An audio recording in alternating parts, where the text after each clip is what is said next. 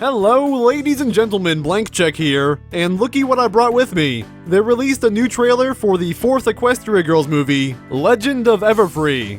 I thought there was a "the" in there somewhere, but I'm incorrect. So what do I know about this movie? I saw the early promo image, there was a forest and a logo, and Fluttershy and Rainbow Dash in dresses. I have no idea what this movie's about. I would assume it's set, at least partially, in the human version of the Everfree forest, in which the idea of the plants growing, the animals caring for themselves, and the clouds moving all on their own is a much less scary notion to the inhabitants of this world. So they should be introducing something to drive our story here. Let's see what it is. Alright, Attention students, bus. we're almost out. Camp Everfree. We are Camp Everfree. Alright. the best week of camp ever. Oh, who's that? Beautiful, isn't Is that the villain? Fresh air, the cool breeze. I bet it's the villain. birds that land on your finger. Aw. I think that only happens to you. So we're at Crystal It's Lake. getting dark soon. Everyone gather by the fire pit to share s'mores and scary stories. S'mores. I like Celestia's outfit. It hides her giant I legs. told you about the legend of Gaia Everfree. Derby. Freaky Gaia. Anywhere she went, All right. strange things started to Ooh. happen.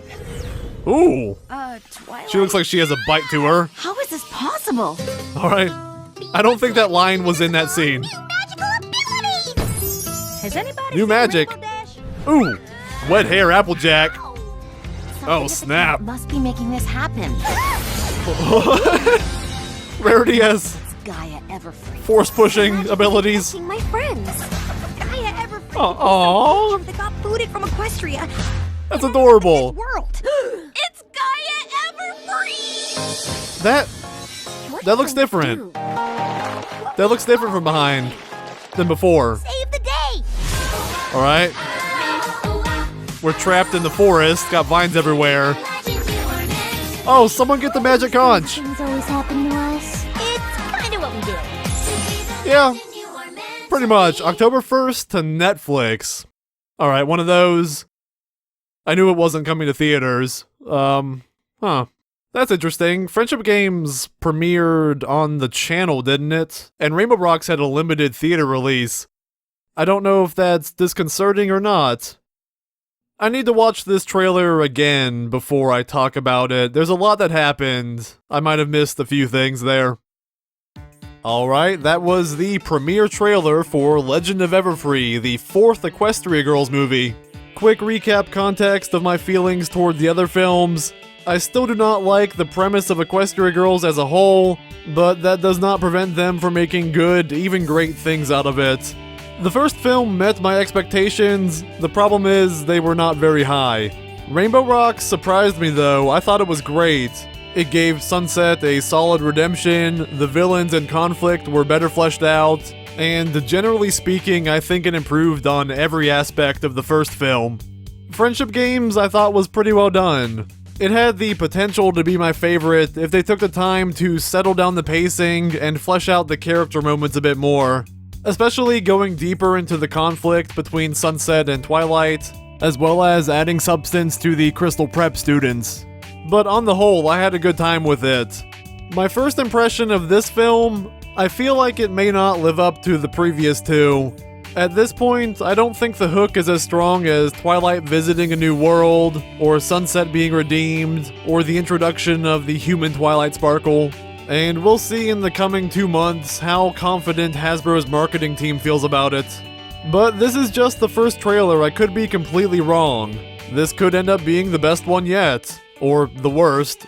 I am interested in the villain. I don't think Gaia Everfree is the villain based on what the trailer shows. It seems we never see her actual face, only the one shown during the campfire story. And looking at the back of the actual character, it's obvious that there are differences between myth and reality here. Gaia may in fact be a benevolent spirit of the Everfree, and there's a real villain out there threatening her forest. Or maybe this is a Scooby-Doo situation, and there is no Gaia Everfree. It's only someone pretending to be her to keep students away from the forest, so they can harness the magical energy themselves. If either of those are the case, my money's on the camp counselor, because I never trust the cheery new face. Adding to that theory, we know that the writers for this movie are Joanna Lewis and Christine Sonko. They wrote Rarity Investigates, which had a very different premise, but the story took a similar turn. So until we see more previews and new characters, I'm going to assume the camp counselor is secretly the devil. That said, there is obviously someone with magical power over the forest here.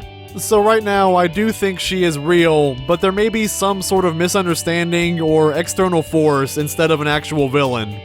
Lewis and Sonko also wrote Castle Sweet Castle, Hooffields and McCults, and Gauntlet of Fire. None of which I'm the biggest fan of. Gauntlet of Fire I definitely had a polarizing opinion on because I took issue with the writing, particularly the dialogue. But these two women have not given us anything bad, and I'm not going to write them off already.